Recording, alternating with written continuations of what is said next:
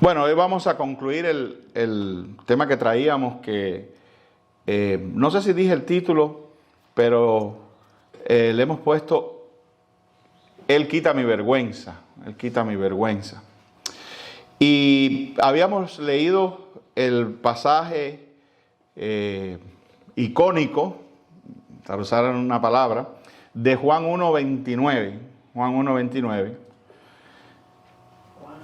que dice así, Juan 1:29, el siguiente día vio Juan, este es Juan el Bautista, a Jesús que venía a él, y dijo, he aquí el Cordero de Dios que quita el pecado del mundo.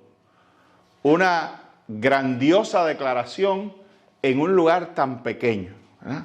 En un espacio tan limitado. ¿Se acuerdan que le decíamos eso? Si el hombre, digamos, si un ser humano fuera a preparar esta declaración, probablemente convocaría, yo les decía a ustedes, tratando de usar su imaginación, convocaría una multitud tremenda, tiraba fuegos artificiales, una puerta que se abría, sale Jesús, he aquí el Cordero de Dios que quita el pecado del mundo, porque la declaración es mayor, es mayor. Pero nuestro Dios es un Dios humilde. Amén. Y no porque el lugar haya sido pequeño, la declaración dejó de ser grande. De hecho, la declaración fue una pequeñita chispa, ¿verdad?, que encendió un gran fuego, un enorme fuego, cuyos resultados todavía los estamos viendo hoy en la historia de la humanidad. Pero Dios escogió declararse o salir a la luz pública en un espacio chiquito, en un medio humilde. De cierto sentido, Dios escoge también hacerse público con nosotros, de revelársenos a nosotros, que somos también, en un sentido, también pequeños. La Biblia dice pecadores, etc. Entonces, pero noten esto, porque esto es muy importante. Es muy importante, eso lo estaba diciendo ustedes. He aquí el Cordero de Dios que quita el pecado del mundo. Amén. En ese mundo, esa es la declaración general de algo muy particular, que sería de esta manera. He aquí el Cordero de Dios que quita tu y mi pecado. Amén. Entonces, esto es importante que nosotros entendamos. Cuando nosotros entregamos nuestra vida a Cristo, cuando nosotros creemos en Jesús, creemos en esto, que Él es el que quita el pecado del mundo, nuestro pecado es quitado. En Cristo Jesús, nuestro pecado es quitado, nosotros somos hechos santos, nosotros somos hechos puros. Es más, dice la Biblia que en la declaración de Dios, en el proyecto, en el designio de Dios, dice la Escritura que nosotros estamos ya sentados en los lugares celestiales con Cristo Jesús. Nosotros hemos sido unidos a Jesús. Por ejemplo, la Biblia dice que la paga del pecado, ¿qué cosa? Es la muerte. Tú moriste. ¿Cómo morí? Pastor, cuando yo morí, moriste en Cristo Jesús. Al tú creer en Él, tú has sido unido con Cristo Jesús, porque Él se ha convertido en tu representante oficial, legal, espiritual, cósmico, trascendental, eterno, como tú le quieras llamar. Él es tu representante. Y lo que es verdad de Jesús es verdad de ti también. Eso es algo que diseñó Dios y que es el designio divino y que está seguro con 7 cadenas que no se pueden romper, ¿verdad? Declarado por Dios mismo. Cuando tú crees en Cristo Jesús, tu pecado es quitado para siempre. La muerte de Jesús no es temporal. Cristo murió una vez y para siempre. La muerte de Jesús tiene proporciones eternas. Amén. Entonces tu salvación es eterna. Cuando tú creíste en Él, tu pecado completamente fue quitado. Tú moriste con Jesús, dice la Biblia. Tú resucitaste con Jesús, dice la Biblia. Y tú has sido sentado en los lugares celestiales con Cristo Jesús, dice la Escritura. Amén. Amén. Ahora, estas verdades, solamente el Espíritu Santo hace la obra para que tú te puedas apropiar de ellas, para que entren en tu intelecto, bajen a tu corazón y se conviertan en verdad para ti. Tú tienes que decidir apropiarte de esto, porque yo no lo puedo decidir por ti, yo no puedo creer por ti. La fe es personal. Amén. Pero si tú crees, pero lo otro, la otra parte, el reverso de esa moneda es que si de verdad tú has creído en esto que te estoy diciendo, tú tienes que vivir a la luz de esto, porque tú no eres más un pecador y tú eres, según la Biblia y según la declaración divina, tú eres santo. Tú eres hijo de Dios. Pastor, pero hay cositas todavía en mí que yo tengo que resolver, ¿verdad? Exacto. Pero tú has sido liberado y tus pecados han sido quitados del medio. Tú has sido perdonado para que entonces tú, en ese estado de perdón, de libertad, tú puedas dedicarte a resolver con Dios las cosas que quedan. El proceso, lo otro que Dios ha depositado en tu vida es el plan, el proyecto de santificación. Pero eso está dentro, o eso es, digamos, pudiéramos llamarlo un byproduct o un subproducto de la salvación. Tú eres salvo, tus pecados han sido quitados y en ese ambiente de completa libertad, Dios trata con tu vida. Amén. Amén. Entonces, tu pecado ha sido quitado. ¿Por qué? Porque Cristo vino, vivió una vida santa, murió en una cruz, estuvo 3 días en la tierra, resucitó al tercer día y ascendió a los cielos como tu representante, como tu sustituto. Como dice la Escritura, tú has sido unido a Cristo. Jesús te ha llevado en todo ese camino que él ha hecho y todas esas cosas van siendo, por declaración divina, verdad en ti. Amén. Amén. Amén. Gloria a Dios. Entonces, Dios está tratando con tu vida y está limpiándote de los rezagos del pecado, pero es Dios trabajando en la vida de sus hijos, de uno de sus hijos. Amén. Cuando mi hija o mis hijos o tus hijos nacen de ti, son tus hijos. Hay un proceso en el cual tú los educas, los vas formando, los vas enseñando, a veces con palabras, a veces con nalgadas, a veces pero son tus hijos. El proceso de educación ocurre ya en la realidad de que son tus hijos. Y eso es un hecho incambiable.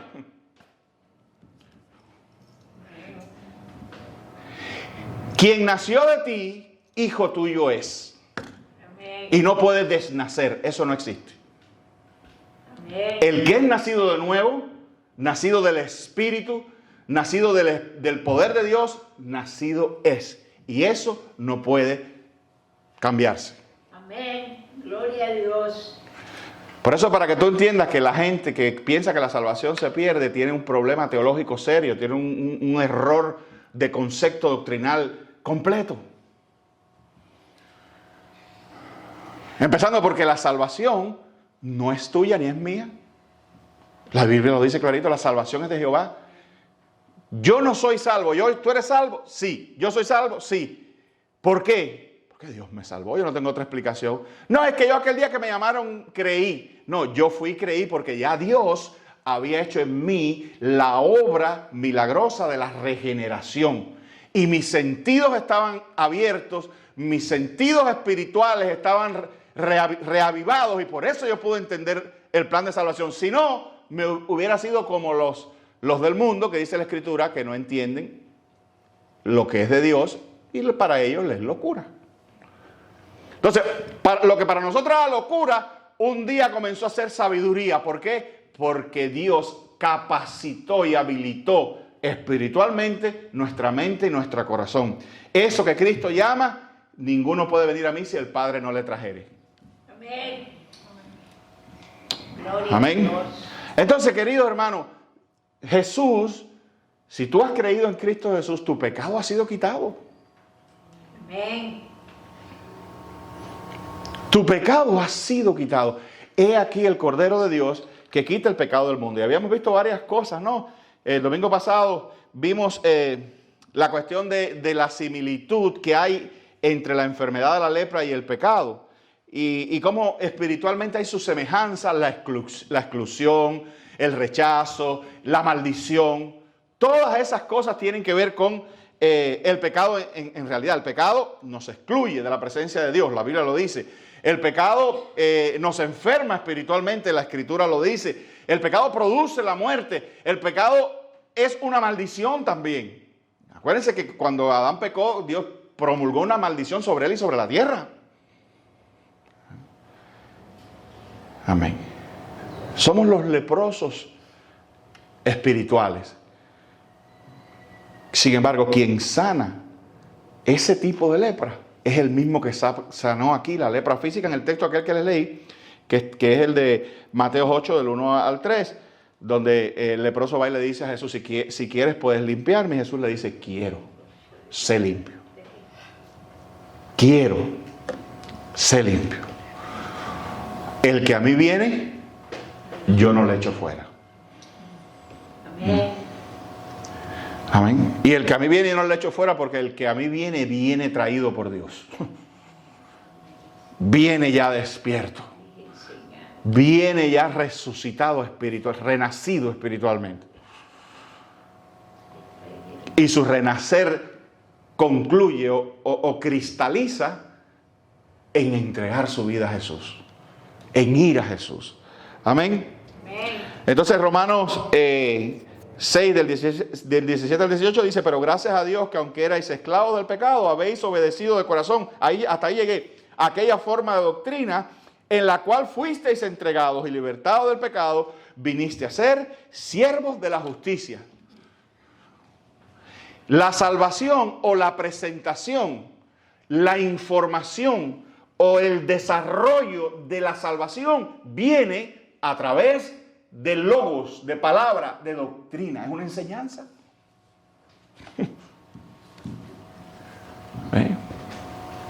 Dios nos dijo, a ver, todos los que suban al monte Ever y lleguen arriba serán salvos. Entonces, este texto diría, gracias a Dios que fuiste entregado a este tipo de escalamiento, ¿verdad? O de alpinismo, al cual fuiste entregado y lo lograste subir ahí arriba. No dice eso. Pablo dice, fuisteis entregados. O sea, Dios mismo, ¿entregado por quién? No se han hecho esa pregunta. Dice, fuisteis entregados a este tipo de doctrina.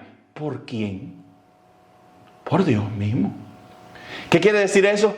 Que Dios providencialmente te entregó, te expuso, te hizo accesible a la enseñanza de salvación que es en Cristo Jesús. Amén. Amén. Dios preparó tu vida. Eso de que fuisteis entregados es que Dios preparó tu vida para que de una manera inevitable tú conocieras esta enseñanza y ella te salvara. Esta doctrina. Gloria a Dios. Aleluya. Dios te preparó la escuela, te preparó la clase, te preparó el maestro. Amén. Amén. Y Pablo dice, fuiste entregado a esta especie de doctrina a la cual obedeciste. Amén. Y entonces dice, y libertados del pecado, viniste a ser siervos de la justicia. El texto dice, libertados del pecado. ¿Qué es eso? Una frase bonita, poética, romántica. Libertados del pecado, con un romanticismo, pero que no... O esto es una cosa oficial, ¿no? Como dicen los teólogos, esto es una declaración forense. Legal. Es lo mismo, quita el libertado del pecado. Amén. Y entregados entonces a ser siervos de la justicia. Dos cosas separadas, ¿verdad? Tú eres libre del pecado, ya, eso pasó, terminó. ¿En qué sentido soy libre del pecado? En el sentido de que el pecado ya no produce en ti muerte y condenación. ¿Quién te liberó de eso? El hecho de que Cristo murió por ti, llevó eso y pagó eso y acreditó todo eso. Entonces, lo que está diciendo el texto es, contra ti no hay nada, ya tú eres libre de esa deuda. Ahora, en libertad, porque si no, no fuera libertad de verdad, en libertad comienzas a ser siervo de otra cosa, de la justicia que Dios va a ir trabajando, formando, edificando. Tú vas a comenzar a actuar y a obrar en respuesta al actuar y el obrar de Dios en ti. Amén. Amén. No dice esa frase, esa palabra, ese texto que he leído aquí otras veces. Para que las obras que Dios preparó de antemano para que anduviésemos en ellas. ¿Qué quiere decir eso? Eso quiere decir que tú obras en lo que Dios obra en ti. Amén. ¿Cómo sé eso, pastor? Bueno, para eso escribió un libro completo. Amén. Entonces, siervo de la justicia es que tú vas a ser siervo de lo justo y bueno que emana de Dios mismo. Ese es el proceso de santificación. Ese es el proceso de transformación. Pero ya estamos libertados del pecado. No sé si estoy logrando comunicar esa idea completa. Son dos terrenos diferentes. Tú fuiste sacado del cuarto del pecado y te han puesto en el cuarto de la santidad, de la liberación. Y allá adentro tú vas a tener que seguir aprendiendo y mejorando ciertas cosas en tu vida. Pero ya tú estás en otro lugar. Tú eres transformado como hijo. Eterno y para siempre. No tú no has sido puesto bajo ninguna condición. Ni tú has sido puesto bajo ninguna prueba. El que fue probado, dice la Escritura, fue Jesús y venció por ti. ¿Te das cuenta que por eso Dios tomó forma humana y vino en forma de hombre a hacer lo que tú no podías hacer? Porque ¿cómo uno se reconcilia, siendo lo que somos, cómo uno se reconcilia con un Dios santo y puro? Con esta enfermedad que teníamos llamada pecado. Alguien tenía que tomar esa misión porque ninguno de nosotros la podía hacer. Dios mismo resolvió eso. Gloria a Dios. Entonces Cristo ha quitado el pecado en un sentido del mundo, que quiere decir que ya en el mundo está la opción introducida en el mundo de salvarse. ¿Qué trajo Adán? Dice la Biblia que Adán introdujo el pecado en el mundo. ¿Qué trajo Cristo? Bueno, introdujo la salvación en el mundo. Entonces ahora tenemos dos cosas en el mundo. Tú escoges. La condenación, que ya está, esa no hay que escogerla, ya nacemos con ella, o la salvación. Pero el que escoge salvación terminó con el pecado para siempre. Y la Biblia lo dice así también con esa frase. Qué lástima que me viene el texto ahora, pero no lo traje. Amén. Que el que aceptó a Cristo terminó con el pecado. Métete eso en la cabeza, hermano. Tú terminaste con el pecado. Y el residuo que hay en ti y las viejas inclinaciones y el viejo hombre está bajo un proceso de santificación y de lucha en la carne, ¿verdad? Con la ayuda de Dios. Amén. Amén. Entonces Dios está edificando hijos. Dios está edificando hijos. Corrigiendo hijos, recompensando hijos, regañando hijos. Amén. Dios está obrando en hijos. Amén, queridos. Entonces esa obediencia, esa doctrina trae la renovación de la vida incorporada. Y la obediencia produce una sustitución de la esclavitud por una libertad para hacer lo bueno. Cristo intercambia obediencia por libertad a través de su poder.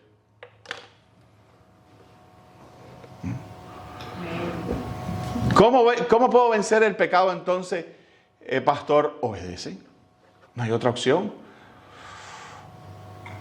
Pero es que no puedo. Sí puedes y no lo vas a descubrir hasta que no lo intentes. Lamentablemente, saber si tú puedes levantar una pesa que pese 15 kilogramos por cada lado, no lo vas a saber hasta que no lo intentes. Yo me acuerdo cuando hacíamos ejercicio con pesas. Hay un ejercicio que en Cuba le decían prong, no sé aquí cómo se llame, la verdad. Pero le decían prong, que es ese que tú te acuestas en una máquina que tiene las pesas así. Tú te acuestas y entonces tú las coges y vas haciendo. Es muy común ese ejercicio, ¿no? Eso hace repeticiones. Acostado con las pesas ahí, las vuelves a enganchar ahí, descansas y vuelves a hacer lo mismo. Ahora, hay un ejercicio que es repetición, que es que tú vas y haces, digamos, 10 repeticiones y haces 3 tandas de esas repeticiones. Pero ese mismo ejercicio tiene una variante que se llama fuerza. Fuerza es que tú te pruebas. Tú dices, bueno, si yo hago repeticiones con, vamos a suponer, 15 libras en cada lado, voy a ponerle 20 en cada lado a ver si. Ese es fuerza. Entonces ahí tú te pones fuerza y tú, lo pude. Ya tú sientes que tú has rebasado. Voy a ponerle 5 más a ver si puedo con 5 más. Y es conveniente que si no estás seguro pongas una persona detrás para que te ayude si no puedes a levantar las pesas. Eso pasaba mucho, pero si te quedas ahí, hell, no puedo con esto. Pero ¿cómo tú vas descubriendo, verdad, que puedes con más? Tienes que intentarlo. ¿Cómo tú vas a descubrir que tú puedes vencer ese pecado? Aprende a decir que no. Obedece la llamada opuesta al llamado de ese pecado que el Espíritu Santo te va a hacer. Y a veces hay intentos. Cuando tú estás en este ejercicio de las pesas, a veces se te cayó, no pudiste, viene alguien y te ayuda. Pero tú sigues haciendo y la semana que viene lo vuelves a intentar. ¿Y cómo tú crees que toda esa gente logra a veces levantar en esa posición un montón de pesas? Empezaron por algo. Tú no sabes qué tan poderoso es el Espíritu Santo en ti hasta que tú no intentes vivir en el Espíritu. Amén. Amén. Amén. ¿Hay victoria sobre el pecado? Si no, ¿por qué la gente persevera? ¿Y por qué la gente, a pesar de todo, sigue aferrado al Señor y a esta fe que conocieron, a esta doctrina, como dice Pablo? ¿Por qué? Porque pueden constatar la mejoría en su vida y en la de otros. Porque si nosotros fuéramos hoy peor que lo que fuimos ayer, ya hace rato nos hubiéramos ido para el mundo, porque en definitiva éramos mejor antes. Y el ser humano es muy práctico en eso. Si yo estaba mejor sin ser cristiano, pues me voy para atrás. Pero es que el verdadero, eso lo puede decir, puede que haya un mundano y tú te los topas por ahí. No, porque yo estaba en la iglesia, pero ¿qué va? En la iglesia lo que hay es esto y esto y esto y esto, y tiene una historia, ¿no? Y yo por eso en el mundo, porque en el mundo no. ¿Tú no te has topado gente esa? No, yo no voy a la iglesia porque la iglesia lo que hay es una pila de hipócritas y cosas así. Y gente mala y gente eso. Eso lo dice el perverso y el mundano. El cristiano verdadero no tiene forma de decir eso porque es mentira. El cristiano verdadero, cuando entregó su vida a Cristo, pudo ver mejorías y las puede ver todavía. Amén. Algunas más lentas, otras más rápidas, y sobre todo a veces esos procesos se detienen. A veces hay cristianos que mejoran y sin embargo llegan a un estancamiento. Amén. Y tú les ves cosas ahí que no superan, pero es porque ellos mismos se han estancado. Pero no porque han dejado de ser mejor. Amén, hermano, ¿me están escuchando? Él quita el pecado. Y para eso te ha llamado. Cristo te ha llamado. Cristo te ha dicho, confía en mí y yo voy a hacer de ti tu mejor versión. Porque en mi mente, en mi corazón, yo tengo tu mejor versión. Yo te diseñé. Yo te he escogido desde la fundación del mundo para mí. ¿Cómo no voy a tener lo mejor para ti? ¿Cómo, dice la Biblia, cómo el Padre no le dará al Hijo cosas mejores? Amén. Amén. Gloria a Dios. Bien. ¿Y cómo se empieza de cero? Bueno, para si alguien lo necesita saber, en Hechos 3:19 dice, así que arrepentíos y convertíos. Miren como este texto cierra el primero, el de aquí el Cordero de Dios. Dice, así que arrepentíos y convertíos para que sean borrados vuestros pecados, para que vengan de la presencia del Señor tiempos de refrigerio. Amén. Amén. Arrepentíos y convertíos. La palabra arrepentíos es metanoia. Quiere decir cambio de mente, con pesar, tristeza o dolor interno. Convertíos significa volverse, retornar, volver a considerar. Amén. Eso es lo que es arrepentido. Arrepentirse, un cambio de mente. Convertirse es volverse. Ahora, la fe en Cristo lleva el despertar a la realidad de lo que es el pecado, de lo que ha hecho en mi vida y en la que me lo rodea, y un arrepentimiento profundo por ser por ser pecador, y un deseo de entregarme a Cristo Jesús y de seguir a Jesús. Hacer a Jesús el Señor de mi vida es salir de una vieja vida y abrazar la nueva. Amén. Y eso lleva a un cambio de mente. Y el primer cambio de mente es el que sucede en el mismo proceso, cuando uno dice, ¿sabes qué? Eso tiene sentido. Y yo creo en eso. Ya ahí mismo hay un cambio de mente. Si tú entiendes que Cristo es verdad el Salvador, ya es un cambio de mente. Si tú entiendes que tú eres pecador y que Él murió en tu lugar, que Él es tu sustituto y tú quieres que Él sea el sustituto tuyo, es un cambio de mente. Amén. Si tú quieres arrojar todos tus pecados sobre esa muerte en la cruz, eso es un cambio de muerte. Si tú quieres decir todo lo que yo era, Señor, lo que fui, lo que hice, de lo más simple a lo más complejo, de lo más horroroso a lo menos horroroso, todos mis pecados, toda mi vida, la pongo en ese cuerpo, en esa cruz. Porque eso es lo que yo quiero, que todo lo que yo fui muera. Sea crucificado allí con Él y castigado allí con Él. Y yo quiero esa vida santa, pura de Jesús, esos tiempos de refrigerio. Yo quiero tenerlo a Él como mi Dios. Ya no quiero ser un paria, un huérfano en este mundo sin Dios ni Padre en el mundo, lo dice la Escritura. No, yo quiero que Dios sea verdaderamente mi Dios y Jesús sea mi Señor. Eso es un cambio de mente. Gloria a Dios, aleluya. Amén. Eso es un arrepentimiento. Te alabamos. Amén. Entonces dice la palabra arrepentíos y convertíos. Busca este otro rumbo. Amén. Dice, para que venga de la presencia del Señor tiempos de refrigerio. Con este calor que yo estoy sintiendo aquí, esa palabra refrigerio solamente ya me refresca. Sí, no sé qué le pasa al aire acondicionado. Ya esa palabra solo me refresca.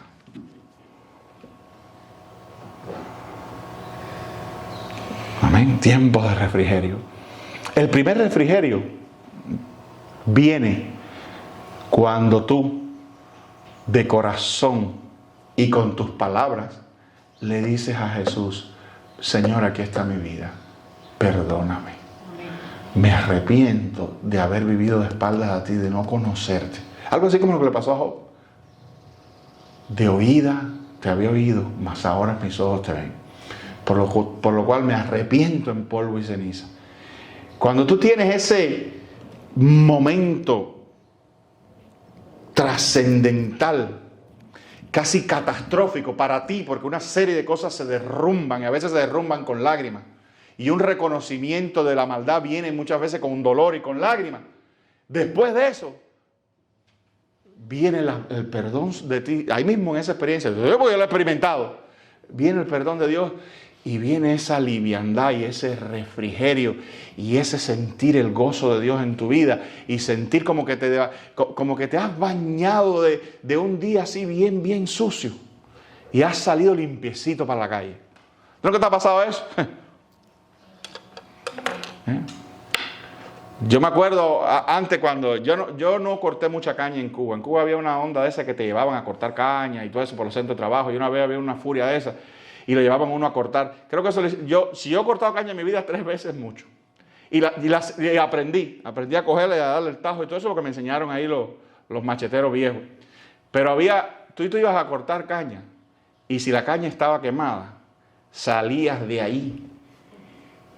Que vaya, cambio de raza completo. Salías negro de ahí. Caña quemada.